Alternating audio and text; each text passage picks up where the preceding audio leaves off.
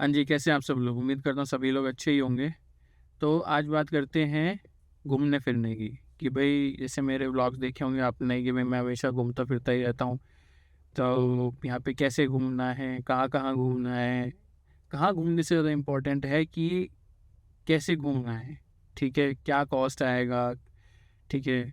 और बहुत सारी काफ़ी सारी चीज़ें हैं घूमने के एस्पेक्ट में, क्योंकि भई आप इतनी दूर आते हो, अपने देश छोड़ के, अपना घर-बार छोड़ के, तो वीकेंड ही मिलता है, ठीक है? अब वीकेंड पे या फिर लॉन्ग वीकेंड्स पे या कभी बीच में मूड किया यार, मूड अपसेट हो रहा है, कहीं जाना है, कहीं नया प्लेस आया है, तो वहाँ जाके देखते हैं कैसा है। एंड स्पेशली लोग बाग विंटर्स में ज़्यादा घूमते हैं, स्नो से रिलेटेड काफ़ी सारी एक्टिविटी होती हैं, समर आ जाता है तो फिर समर की एक्टिविटी होती हैं। बट सारी बात घूम के आ जाती है, भाई घूमेंगे कैसे?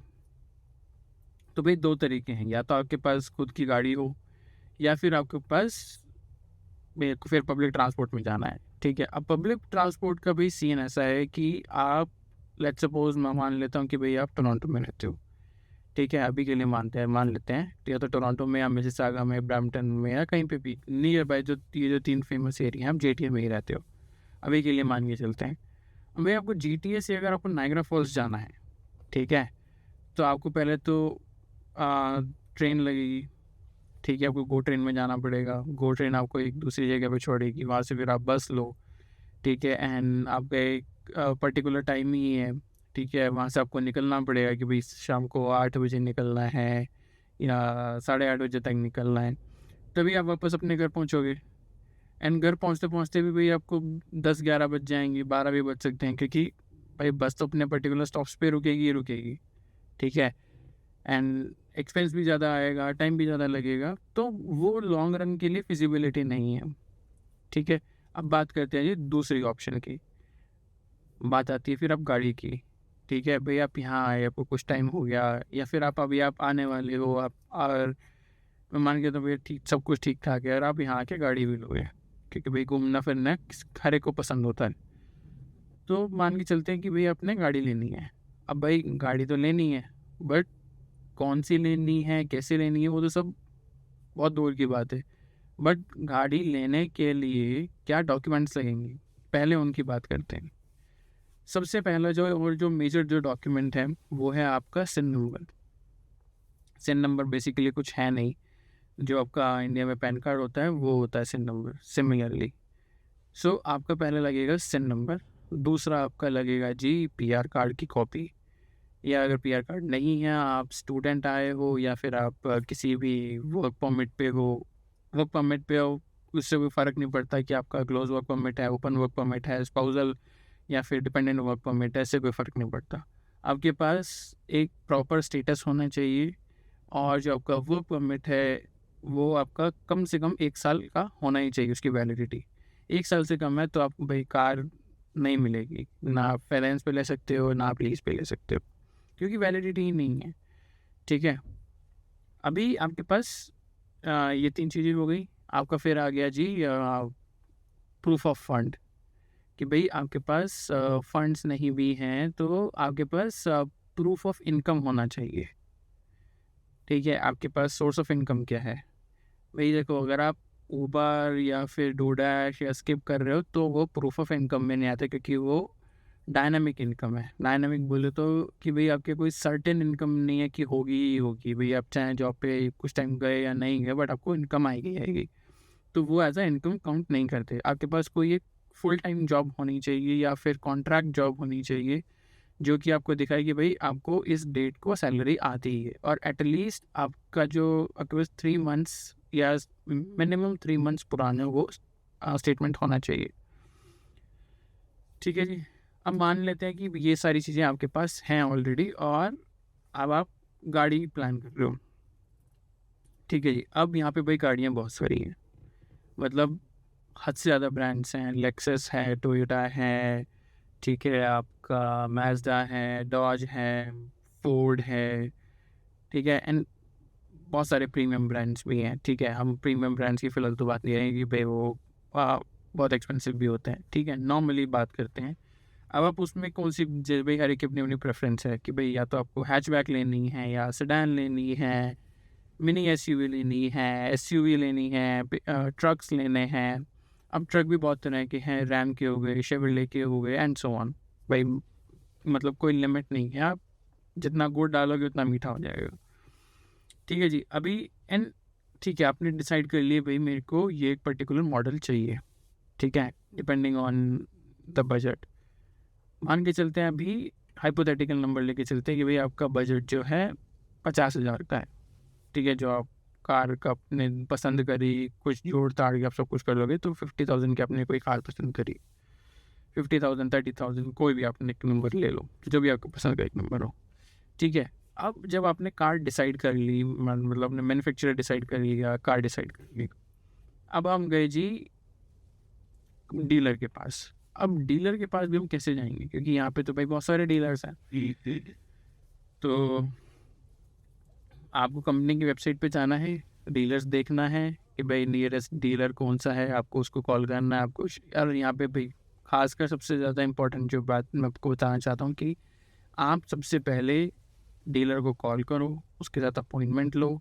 अगर आप वॉक इन जाओगे तो मोस्टली डीलर्स जो है आपको सीधा मना कर देते हैं कि भाई एंड आपको अननेसेसरी भाई हमारे पास अपॉइंटमेंट नहीं है, हमारे पास ये नहीं है, वो नहीं है, and then lot of hassle होता है भाई, आपको वेट टाइम बढ़ जाएगा, क्योंकि यहाँ पे हर कोई अपॉइंटमेंट से ही काम करता है, ठीक है। अगर आप बिना अपॉइंटमेंट के जा रहे हो कोई इंटरटेन नहीं करेगा, अगर करेगा भी तो it will take some time, ठीक है। So my highly suggestion is कि भाई जब भी आप जाओ किसी भी डीलरशिप में, किसी के पास भी एक अपॉइंटमेंट लेके जाओ, ठीक है। उनको कॉल करो and then book an appointment, ask them कि भाई आज की अवेलेबिलिटी है या नहीं है, we can come and meet you to discuss about the car and all. So वो सब आप, या कार भी है या कुछ भी है, सो वो पहले ही डीलर को कॉल करके जाना, ठीक है। एंड जगह अगर आप कार लेने जा रहे हो तो मैं ये बोलूँगा कि भाई आप टेस्ट ड्राइव भी लो। अगर आपको टेस्ट ड्राइव भी लेनी है, कार लेने का प्लान कर रहे हो, तो आपके पास लाइसेंस होना चाहिए। मैं यहाँ लाइसेंस की बात कर रहा हूँ तो यहाँ पे आपके पास लोकल कैनेडियन लाइसेंस होना चाहिए सेम प्रोविंस का। अगर आप वैंकूवर में रहते हो, किसी और प्रोविंस में रहते हो और आप टेस्ट ड्राइव दूसरे प्रोविंस में जा रहे हो, वो अलाउ नहीं करेंगे, सेम प्रोविंस का होना चाहिए, ये मिनिस्ट्री का रूल है, ठीक है। क्योंकि मैं एक बार ऐसे गया था तो मेरा चीज़ मना कर दिया था। तो आपके पास लाइसेंस सेम प्रोविंस का होना चाहिए, इंटरनेशनल लाइसेंस नहीं होना चाहिए। सो लाइसेंस का एक बहुत बड़ा अपने आप में एक टॉपिक है, तो वो हम किसी और वीडियो में, नेक्स्ट वीडियो में मोस्ट प्रोबेबली कवर करेंगे कि कैसे अप्लाई करना है, कौन कौन से लाइसेंसेज होते हैं all. Okay, so back to the topic कि अब हमने भाई डीलर के पास हमने अपॉइंटमेंट बुक किया, हम डीलर के पास गए, ठीक है। अब भाई डीलर आपको यहाँ पे 3 ऑप्शन देगा। पहली बात में कि भाई आप क्या ऑप्शन चूज़ करते हो, लीज चूज़ करते हो, फाइनेंस चूज़ करते हो, या फिर कैश चूज़ करते हो। तो अगर आप कैश चूज़ कर रहे हो तो बहुत अच्छी बात है, आपको कोई बाई वीकली EMI या फिर कुछ नहीं देना, कोई पैसा नहीं देना है, आपने वन शॉट में दिया और आपने गाड़ी लिया है, दैट्स ओके। बट कहाँ ट्विस्ट आता है, ट्विस्ट आता है आपका लीज में और फाइनेंस में, जो कि मैंने कभी सुना नहीं था। यहाँ पे ऐसा भी होता है, लीज का तो भाई बिल्कुल अलग फंड ही है, ठीक है। अभी हम बात करते हैं पहले लीज की, फिर बात करेंगे फाइनेंस की, ठीक है जी। मान लेते हैं हमने लीज ऑप्ट करी, 5 साल के लिए हमने ऑप्ट करी। अब लीज में क्या होता है कि आपको एक सर्टेन किलोमीटर्स दिए जाते हैं कि भाई लेट्स सपोज आपका 20,000 किलोमीटर है, 25,000 किलोमीटर है, वो आपकी ईयरली रनिंग है।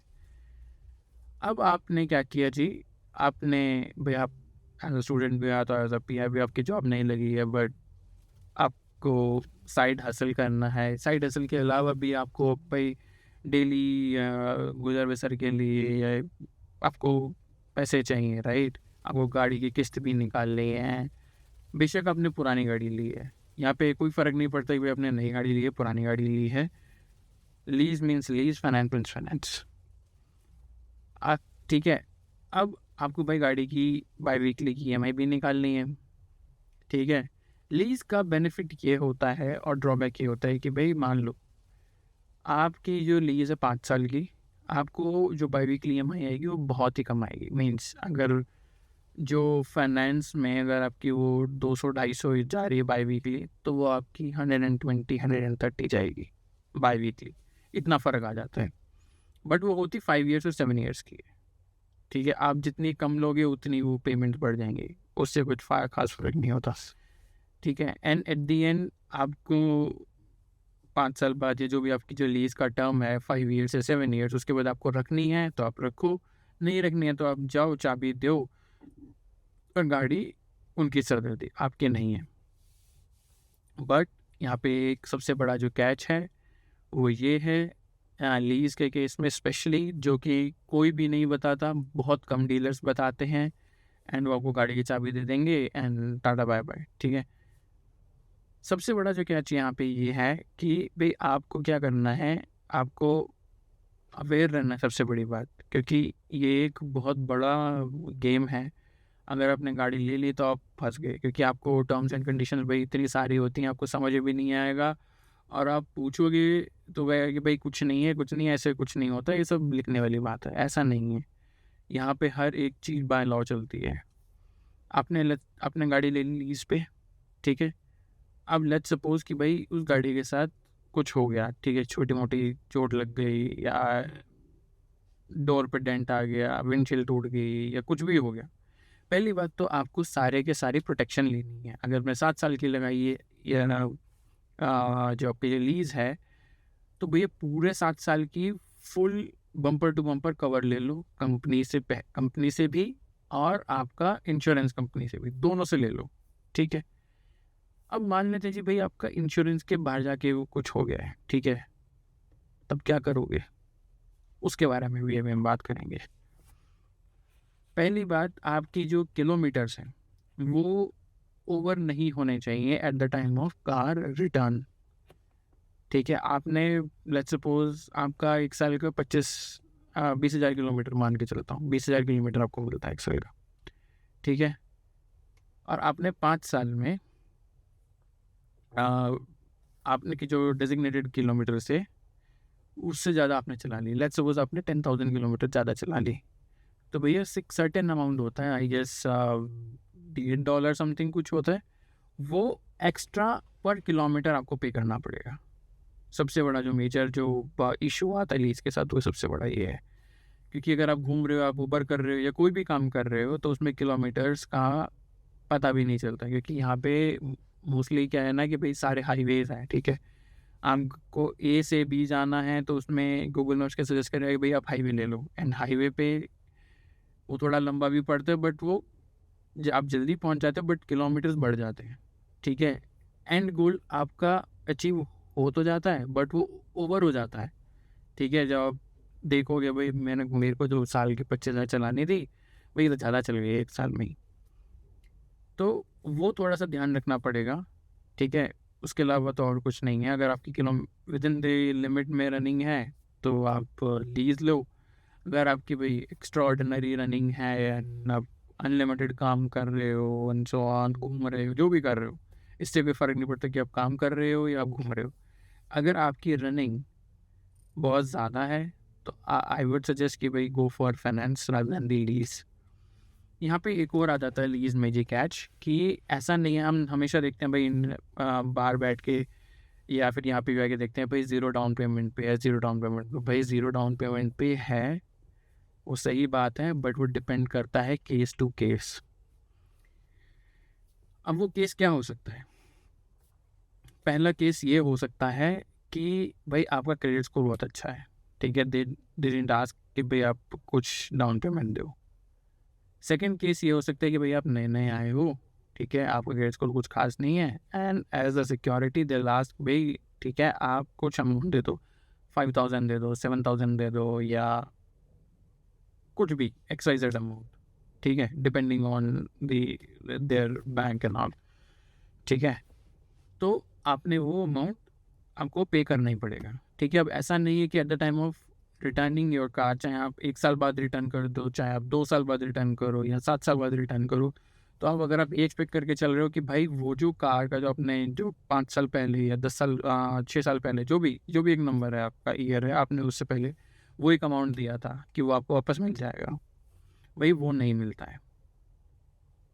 वंस इट्स गॉन, वो आपको नहीं देंगे, ठीक है। वो तो लीज की बात है, लीज में वो नहीं देते। तो यहाँ तक कंसेप्ट बिल्कुल क्लियर है जी लीज का। तो लीज की कहानी हो जाती है यहीं पे ही ख़त्म। अब बात आती है जी आपकी फाइनेंस की, ठीक है। अब आपने गाड़ी फाइनेंस पे ले ली, यहाँ पे ज़ीरो डाउन पेमेंट इसके लिए भी एप्लीकेबल है कि भाई आपने ज़ीरो डाउन पेमेंट दी, आप गए गाड़ी लिया, depending on case to case, but in most of the cases you have to give some cash as an down payment, ठीक है जी।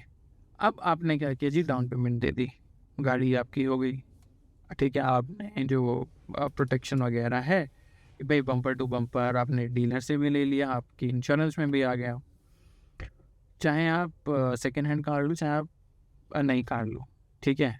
मैं ये सजेस्ट करूँगा कि भाई थोड़ा सा ही फ़र्क आता है एक्स्ट्रा जो अगर आप लेते हो तो वारंटी वगैरह, अदरवाइज़ कोई ख़ास फ़र्क है नहीं, ठीक है। आप लो या मत लो, अगर आप नहीं लोगे तो आपका लॉस है। कुछ थोड़े से 4 पैसे बचाने के लिए भाई आपको कोई नुकसान हो जाए, बाहर निकलते ही कुछ हो जाए या कुछ टाइम में हो जाए, तो बिना बात के भाई स्पेयर पार्ट इतने महंगे हैं, कुछ भी हो गया तो बहुत दिक्कत हो जाती है, गाड़ी खड़ी हो जाती है, वारंटी में नहीं होगी तो आप पहले पैसे पे करो एंड देन फिर पार्ट आएगा ना, तो वो बहुत दिक्कत वाला काम है। सो इट्स बेटर कि भाई आप जब तक गाड़ी है 7 साल का, तो 7 साल का पूरा टर्म लेके चलो, सो दैट आपको कोई प्रॉब्लम ना हो इन फ्यूचर कि भाई गाड़ी में ये हो गया, XYZ खर्चा आ गया एंड सडनली आपको आउट ऑफ द पॉकेट आपको पैसा निकाल के देना पड़ रहा है, एंड मे बी कई बार पैसे नहीं भी होते एंड सडनली फिर कैसे अरेंज करोगे। सो आप हमेशा मेक श्योर करो गाड़ी आप नहीं ले रहे हो तो ये सब हो आपके पास, ठीक है जी। अब आपने इंश्योरेंस एक्सटेंडेड वारंटी भी ले ली, आपने एक्स्ट्रा इंश्योरेंस भी ले लिया, जिसमें आपको अगर नई गाड़ी है तो भाई आपको 2 साल का ज़ीरो डेप्रिसिएशन इंटरेस्ट वो पूरी वैल्यू मिलती है। लेट्स सपोज आपकी कार का जो भी अमाउंट था X, तो वो X ही रहेगा टिल 2 ईयर्स, ठीक है, कुछ भी डेप्रिशिएट नहीं होगा।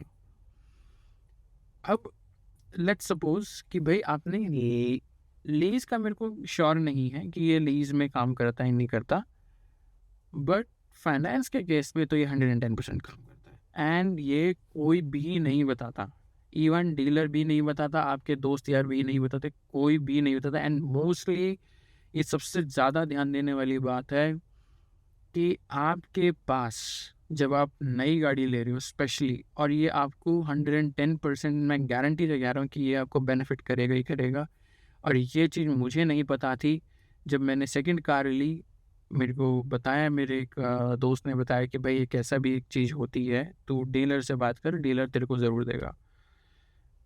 एंड हार्डली आपके बाई वीकली EMI पे सिर्फ $10 का फ़र्क आता है यार। जब आप इतना बड़ी गाड़ी ले रहे हो एंड टोटल महीने पे $20 कुछ भी नहीं होते, उससे ज़्यादा का तो भाई आप किसी भी छोटे से छोटे रेस्टोरेंट में भी जाओगे, चाट पापड़ी खाने जाओगे तो $20 आपके आराम से लग जाएंगे, तो वो ज़रूर लेना है। अब उस पर्टिकुलर टर्म को क्या कहते हैं जी, गैप इंश्योरेंस। अब गैप का मतलब क्या है, बेसिकली गैप क्या कहता है, लेट्स सपोज आपने गाड़ी आज ली, ठीक है, आपका 2 साल तक का तो ज़ीरो डेप्रिसिएशन है ही है, ठीक है।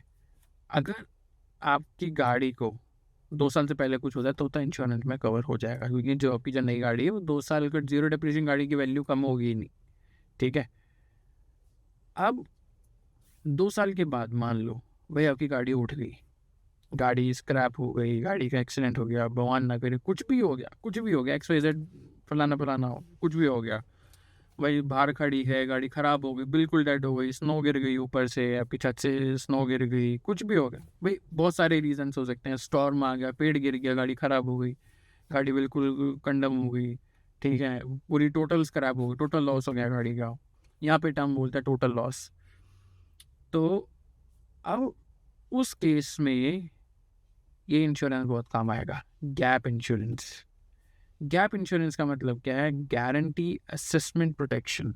भाई अब ये काम कैसे करता है, क्योंकि सबसे इम्पोर्टेंट है, तो ये बात पे मैं ज़रूर बोलूँगा भाई ध्यान से सुनो और हमेशा याद रखना जब भी आप नई गाड़ी लो, पुरानी गाड़ी पे भी ये एप्लीकेबल है, बट मेक श्योर कि भाई आप अच्छे डीलर से ही लो, क्योंकि इसमें भी बहुत हेरा फेरी है, कुछ लोग बढ़ा के देते हैं, कुछ लोग बहुत ही ज़्यादा बढ़ा देते हैं, कुछ लोग मतलब इस तरह का देते हैं कि भाई पता नहीं क्या है क्या नहीं, क्योंकि आप उस टर्म में मत फंसना कि भाई इसने कितने का दिया कैसे दिया। टर्म इम्पॉर्टेंट है, पैसे तो ऊपर नीचे हो सकते हैं, बट ऐसा भी ना हो कि भाई आपको $10 की जगह सीधा आपको $50 मिलेगी, वो भी ध्यान रखें। ये गैप इंश्योरेंस ज़्यादा से ज़्यादा $15-20 का होता है by weekly, depending on your car. अगर भाई आप जैसे टोयोटा की हाईलैंडर वगैरह ले रहे हो या ऑडी ले रहे हो, मर्सिडीज़ ले रहे हो, तो इनका थोड़ा सा ज़्यादा होगा। But normal car Honda, Toyota, normal Toyota, Mazda, ठीक है, लेक्सस, इन सब का नॉर्मल ही रहता है, ठीक है। $15 से लेकर $20 के बीच में होता है बाई वीकली, यानी कि आपका $40 मान लो महीने का। अब गैप क्या कहता है जी? गैप का बेसिकली लोग गैप क्यों लेते हैं? भाई आपने गाड़ी आज ली, 2 साल बाद, 3 साल बाद गाड़ी कुछ भी हो गया, जैसा मैंने अभी पहले बताया था। अब आपकी जो 2 साल तक तो वैल्यू सेम थी, अब भाई 2 साल के बाद गाड़ी की वैल्यू घटनी चालू हो गई। जो आपने 2 साल पहले 50,000 की ली थी, अब उसकी वैल्यू हो गई जी 1 साल बाद, मतलब थर्ड ईयर में 40,000 की। और आपके साथ जब ये इंस्टेंस हुआ, आपकी गाड़ी की वैल्यू हो गई जी 37,000 की, और आपके पास जो लोन है, ठीक है, वो $45,000 का अभी भी पेंडिंग है, ठीक है। तो जो बाकी का जो अमाउंट जो बचेगा ना, डिफरेंस, ठीक है, वो गैप से कवर होगा। भाई इंश्योरेंस कंपनी क्या कहेगी कि भाई आपकी जो आज तक की जो गाड़ी की जो वैल्यू थी ना, वो 38,000 है, वो हम पे कर देंगे, ठीक है। कोई भी इंश्योरेंस है, इंटैक्ट है, वीवा है, वो बहुत सारे हैं, टीडी हैं, बहुत सारे इंश्योरेंस कंपनीज के नाम है, आप गूगल करो आपको बहुत सारे मिल जाएंगे, ठीक है, बहुत ही सारे हैं, ठीक है, उसमें कोई मसला नहीं है, बहुत सारे इंश्योरेंस है आपके पास, ठीक है। डिपेंड करता है कि भाई आप कौन सा इंश्योरेंस, ये भी एक अलग अपने आप में एक बहुत बड़ा टॉपिक है, डिटेल्ड वन, ठीक है। इंश्योरेंस कौन सा सही है, ठीक है, कैसे इंश्योरेंस काम करता है, वो भी मैं नेक्स्ट वीडियो में कवर करूँगा। अब ठीक है जी, अब इंश्योरेंस कंपनी कहती है जी भाई ठीक है, आपकी गाड़ी टोटल लॉस हो गई, we understand your pain, will understand your loss. आपकी जो गाड़ी की जो आज तक की जो वैल्यू थी, ठीक है, वो आती है जी 37 या 36,000, कोई भी एक्स नंबर पर आप पकड़ लो, ठीक है। बट आपका जो लोन पेंडिंग है वो X+1 है, ठीक है। अब +1 का क्या मतलब है भाई? वो कुछ भी हो सकता है।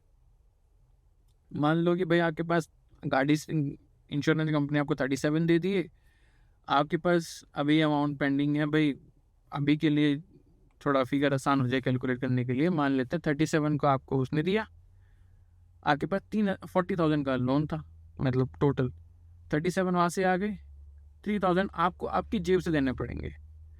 तो छोटा अमाउंट तो समझ में भी आता भाई, 3,000 हमारी जेब से जाएंगे। अगर ये अमाउंट बढ़ जाए, 3,000 की जगह 10,000 हो जाए, 15,000 हो जाए, तब आती है प्रॉब्लम, असली कहानी तब शुरू होती है। भाई 15,000 तो किसी के पास भी नहीं होंगे, ठीक है, बैंक को देने के लिए, या 10,000 भी नहीं होंगे। भाई अगर इतने ही पैसे होते तो हम कुछ और नहीं कर रहे होते, हम ऊबर या कुछ और काम क्यों कर रहे होते, ठीक है ना।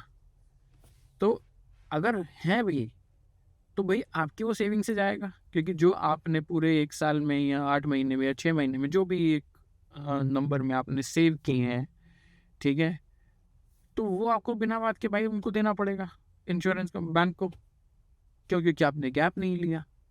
अब जब अगर आपने गैप लिया ही नहीं तो आपको तो होगा ना लॉस। तो ये भाई गैप जो है वो बहुत ज़्यादा इम्पॉर्टेंट है, आपको लेना ही चाहिए। जब भी आप कार लो, नई लो पुरानी लो, ज़रूर लो भाई। 2-4 पैसे के लिए इतना बड़ा पंगा मत लो, ठीक है। वो आपकी जेब से बिना वजह इतने सारे पैसे देने पड़ेंगे, ठीक है जी। तो ये तो हो गई जी गैप की बात। तो यहाँ तक सारी चीज़ें क्लियर हैं, हमने काफ़ी सारी बातें कवर कर ली। गाड़ी कौन सी लें, कैसे लें, बहुत सारी कार है, अपने बजट के हिसाब से ज़रूर लें। आप दूसरों की देखा देखी ना लें। भाई दूसरे ने डॉज ले ली, दूसरे ने BMW ले ली, बेशक पुरानी ली, भैया BMW या कोई भी बड़ी प्रीमियम कार में भाई प्रीमियम पेट्रोल भी डलता है, ठीक है। और जब प्रीमियम पेट्रोल डालोगे तो वो हमेशा महंगा ही होगा। तो हमेशा आप अपनी पॉकेट के हिसाब से देखो, रादर देन कि भाई दूसरे की पॉकेट के हिसाब से, क्योंकि दूसरा पैसे नहीं देगा। अब दूसरे को सारे एंजॉयमेंट भी करो, क्योंकि गाड़ी आपने ली है, सामने वाला बस सिर्फ पेट्रोल के पैसे दे देगा और सारा टोटल लॉस आपका। भाई गाड़ी आपकी यूज़ होगी, ठीक है, कहीं पे भी जाओगे कुछ भी होगा, सब कुछ आपका, टिकट आई तो भी आपको, इंश्योरेंस आप पे करोगे, पार्किंग का पैसा आप पे करोगे, वो क्यों जाएगा दूसरे में? वो तो आपके साथ सिर्फ पेट्रोल में शेयर कर रहा है ना। तो आप सिर्फ पहले, सबसे पहले आप अपना सोचो, कम से कम बाई वीकली EMIs पे जाओ, इंस्टॉलमेंट्स पे जाओ, रादर देन कि भाई आप कोई बहुत बड़ी कार सोच रहे हो। भाई आते ही बहुत आपने फैंसी कार ले ली, Mustang, Challenger, Lexus, BMW, Audi, Porsche और बहुत सारी कार है, ठीक है। उन सब के चक्करों में मत पड़ो, बजट कार लो जो ज़्यादा एवरेज दे, आपका पर्पस भी सॉल्व करे, आपकी सेफ्टी भी हो, आपको कम इंश्योरेंस भी दे, ठीक है।